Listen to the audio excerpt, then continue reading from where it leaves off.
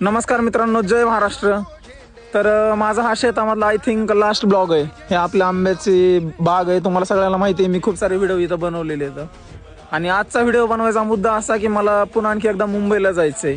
एवढे दिवस आपलं वर्क फ्रॉम होम घरी येऊन काम चालू होतं. ॲक्च्युअली मी एक IT कंपनीमध्ये, मोठ्या कंपनीमध्ये जॉब करतो. वर्क फ्रॉम होम काम होतं माझं. पण पुन्हा एकदा मुंबईला मेन हेड ऑफिसला बोलवलं आहे आपल्याला. आता त्या लोकांसोबत मी तर डिस्कस करतोय की मला घरूनच काम करायचं, वर्क फ्रॉम होम काम द्या.